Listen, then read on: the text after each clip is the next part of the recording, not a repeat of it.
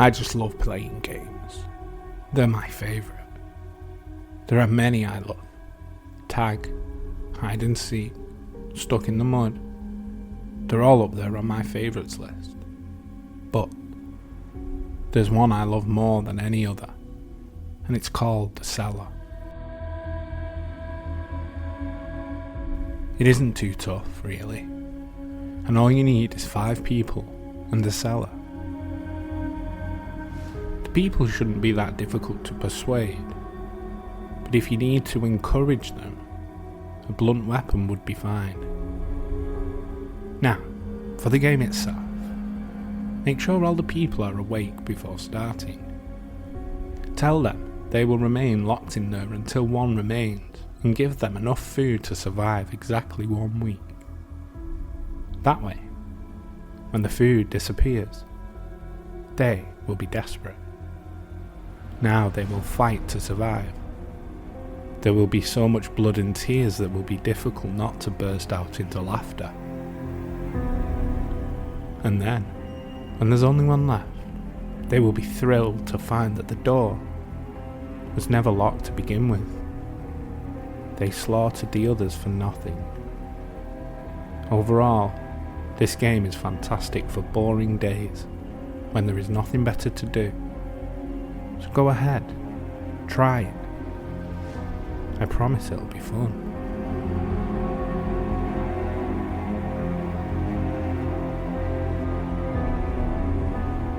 Hi everybody and welcome back to the Dark History Podcast, where we explore the darkest parts of human history. Hope everybody is well.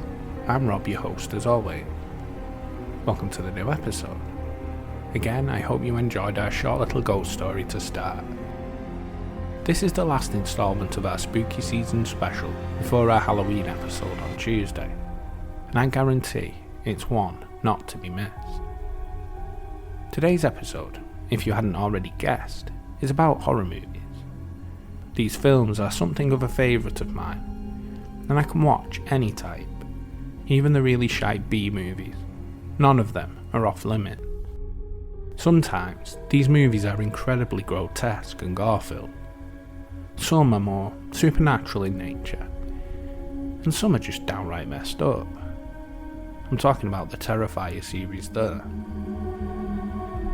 But one thing we tell ourselves before we go to sleep is, they're just films, and they're not real. Unfortunately, that isn't always the case. So without further ado, please turn off those lights, sit back and relax under the blanket for more dark history.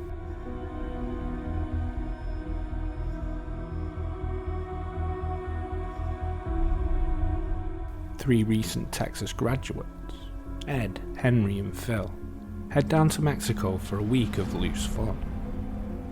But things take a sinister turn when one of them goes missing. It's revealed that Phil has been kidnapped by a serial killer / cult leader who's preparing a human sacrifice to bless their drug smuggling racket. The 2007 Mexican-American horror film called Borderland, which is written and directed by Zev Berman, is loosely based on the true story of Adolfo de Jesus Constanzo, a drug lord and a leader of a religious cult that practiced human sacrifice. Adolfo Constanzo was born in Miami in 1962. His mother, a widowed immigrant from Cuba, moved to Puerto Rico with her infant son to marry her second husband before the family moved back to Miami in 1972. Voodoo and Catholicism have always had an interesting relationship, and although Adolfo Constanzo was baptized in the Roman Catholic traditions, like most other immigrants in the little Havana neighborhood where he lived, strange rumors started to swirl about the young boy and his family. Local legend claims his mother and grandmother were both priestesses in the Santeria religion, a blend of Afro-Caribbean religion and certain elements of Catholicism popular throughout the Caribbean. When Constanzo was 14, he became the apprentice of a local sorcerer who had made himself rich through his dealings with superstitious local drug dealers. It was supposedly this sorcerer who introduced Constanzo to Palo Mayombe, the darker side of Santeria. Shortly after that, his neighbours began finding small dead animals on their doorstep. After spending his teenage years being schooled in sorcery and being arrested several times for shoplifting, Constanzo's good looks brought him to Mexico City for modelling work. It was there he would recruit his first disciples. Jorge Montes and Martin Quintana were both his first followers and his lovers, having been lured in by Constanzo's powerful charisma and a curiosity about the occult. Constanzo would play upon these dual traits and seduce many other disciples in Mexico City's gay neighbourhood, the Zona Rosa, where he read tarot cards. Constanzo set up shop in Mexico City permanently in 1984 and worked on establishing his reputation as a powerful padrino in the city. Mexican drug dealers presented a perfect combination of superstition and bloodlust upon which Constanzo could ply his trade. For the sum of up to $4,500, he would perform ceremonies that involved the sacrifice of animals that he guaranteed would protect the dealer during their illicit activities. As the sorcerer lured in more and more impressive clientele, including not just powerful cartel leaders, but fashion models, nightclub performers, and a few federal police, he needed to put on a more impressive spectacle to satisfy them. By now, Constanzo and his followers had been raiding cemeteries for actual human bones for some time, but in time, even they would not be enough. Adolfo Constanzo's most important clients were the Caldoza family leaders, one of the country's biggest cartels. The relationship between the padrino and the dealers started out as it usually did, with Constanzo providing protection spells for a large sum of money. As time went on, the Calzadas became more and more powerful, Constanzo becoming convinced that their good fortune were the results of his black magic and insisted upon being given a position of power in the cartel. When the cartel leaders refused Constanzo's demands, he and 6 other family members suddenly disappeared. The Nganga, or blood cauldron, is an important part of Palo Mayombe. Worshippers believe that by placing bones and blood in the iron cauldron, they can summon the spirits to do their bidding. When Mexican police found the bodies of the missing members of the Calzada family, the mutilated corpses were missing more than just a few parts.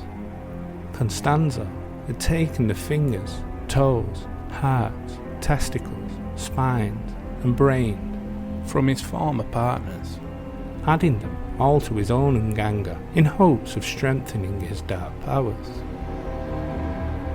Up until then, Constanzo and his cult ritually killed at least 20 people, and maybe as many as 100. He had escaped detection because his victims were almost exclusively prostitutes, homeless people, and drug dealers. But when Mark Kilroy disappeared, it became an international incident that forced attention on Mexican law enforcement efforts.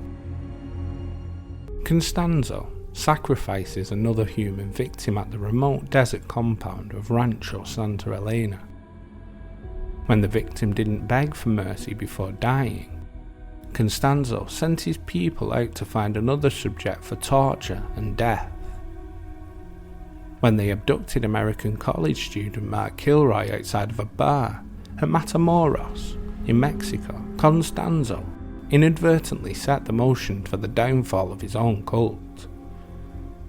On March the 13th, 1989, Constanzo's henchmen abducted a pre-med student, Mark Kilroy, from outside the Mexican bar and took him back to the ranch. Kilroy had been in Mexico on spring break. When Kilroy was brought to the ranch, Constanzo murdered him. Authorities in Mexico were persuaded to step up their campaign against the drug smuggling across the Texas border. On April the 1st, Serafin Hernandez, a cult member and the nephew of the leader of the Hernandez family drug smuggling network, which had hired Constanzo to use black magic to bring them profit and protection, drove right through a police roadblock. Apparently, he believed that the magic potion Constanzo sold to the drug dealer worked. Hernandez thought that he was invisible to police and led the police directly to the Rancho Santa Elena, where officials found a large stash of drugs and guns. Cult disciples who were arrested began to tell police about the human sacrifices at Rancho Santa Elena. Within a week, authorities had found 27 mutilated bodies, including Mark Kilroy's, at or near to the cult's headquarters. It was said that Constanzo sought a good superior human brain for one of his ritual spells. That's why he murdered Kilroy. Officials said Kilroy was killed by Constanzo with a machete chop to the back of the neck, when Kilroy tried to escape about 12 hours after being taken to the ranch. They also discovered Constanzo's cauldron, which contained various items such as a dead black cat and a human brain. The cult leader did not turn up until May the 6th, 1989, when he panicked and opened fire on the police, who were going door to door in search of a missing child in Mexico City. An intense gun battle ensued, and as the police closed in, Constanzo insisted that one of his assistants, El Dubi, shoot him. Constanzo was dead when the police finally stormed in. El Dubi and Constanzo's other surviving cohorts were tried and convicted of the murders at the Rancho Santa Elena.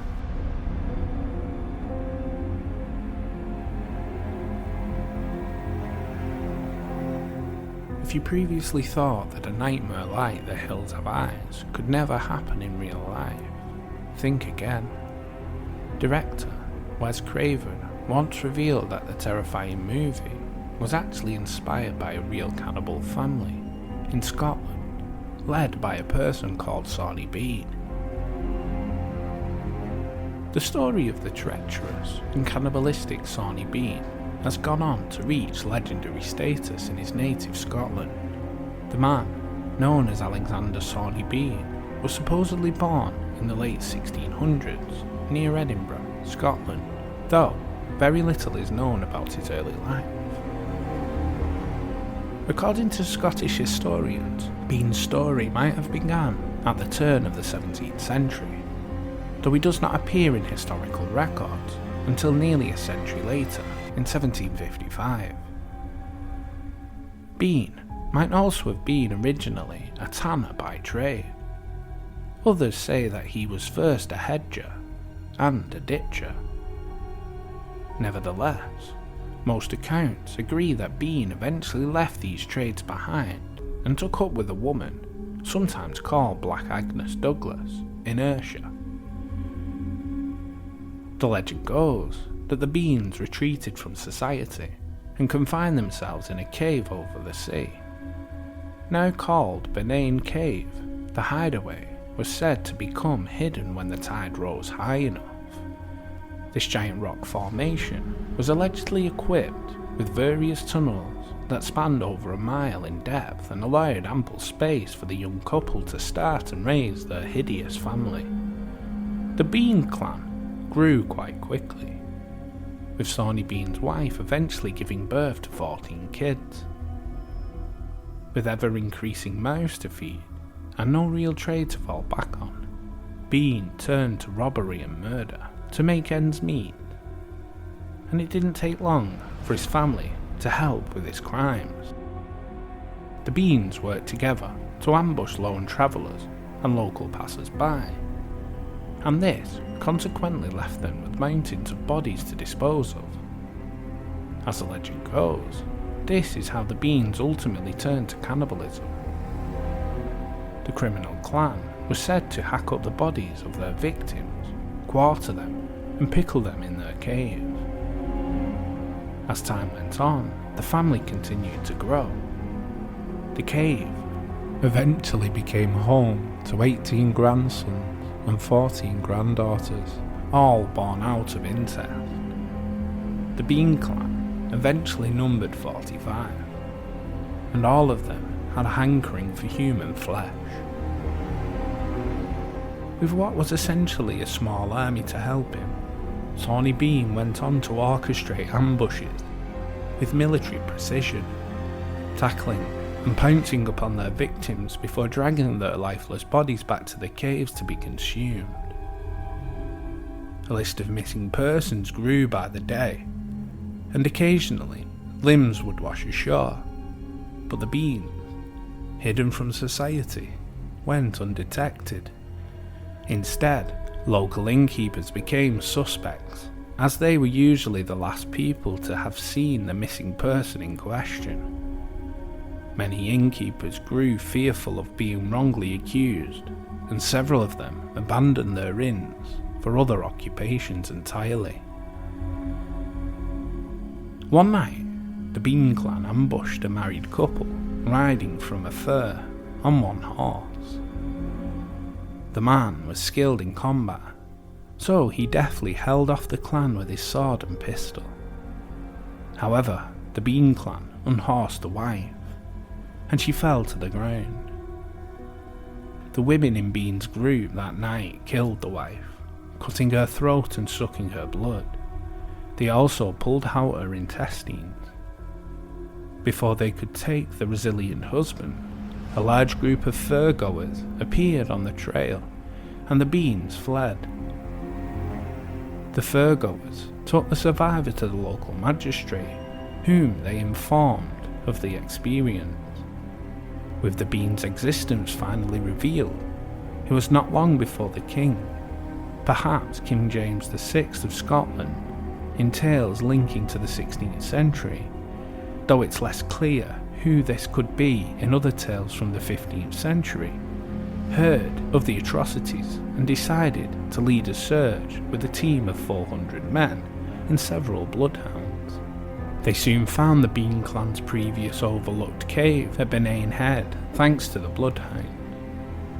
By torchlight, the troops entered the Benane cave, and with swords drawn, they proceeded down the mile-long twisting passages to the inner depths of the Sawney Bean family lair. Nothing could have prepared them for the sights they would witness that day. The damp walls of the cave were strewn with rows upon rows of human limbs and body parts, like meat hanging in a butcher's shop. Other areas of the cave stored bundles of clothing, piles of watches, and rings, and heaps of discarded bones from previous feasts. There are two versions of the events following the Bean clan's discovery. The most common of the two is that the Bean clan was captured alive, where they gave up without a fight. They were taken in chains to the Tolbooth jail in Edinburgh, then transferred to Leith or Glasgow, where they were promptly executed without a trial, as people saw them as subhuman and unfit for one. Sawney and his fellow men had their genitalia cut off and thrown into a fire, their hands and feet severed, and were allowed to bleed to death, with Sawney shouting his dying words, "It isn't over. It will never be over." After watching the men die, Agnes, her fellow women, and the children were tied to stakes and burnt alive. There is also another claim that the search party placed gunpowder in the entrance of their cave, where the Sawney Bean clan faced the fate of suffocation. Another interesting story attached to the clan comes from the town of Girvan, located near the macabre scene of the murders, there are claims that one of the Bean's daughters eventually left the clan and settled in Girvan, where she planted a tree that became known as the Hairy Tree. The daughter's identity was revealed by angry locals, who hanged her from the bough of the Hairy Tree.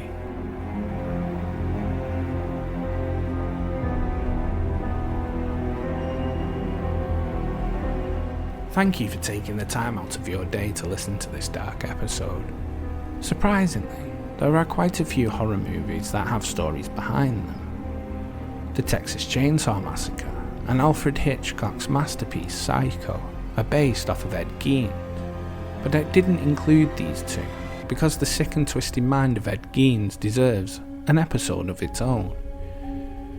Also, you have The Exorcism of Emily Rose or other exorcism films, but I didn't want to include them either, as our first episode in this little mini-series was about demonic possession, and I'm not a massive believer in them, to be honest. I'll sit and watch them for the scare factor, but other than that, I think they're all fake. Then you move on to things like The Conjuring and the Ed and Lorraine Warren stories, and they were absolute bollocks. Those two really were just opportunistic chancers who made money out of whichever kind of alleged supernatural mess they could. Anyway, if you could please drop us a review on the show, it helps the podcast out. The more reviews, the more the algorithm pushes the show out there. I do want to say thank you to the people that have already reviewed the show. If you think friends and family may be interested in the podcast, then share it with them. Links to all socials are below. The links to the show's Patreon is below.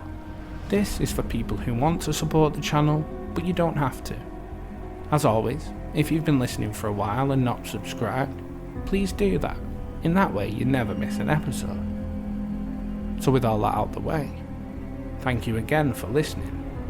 Join us next time for our next episode, as we delve into another event and more dark history.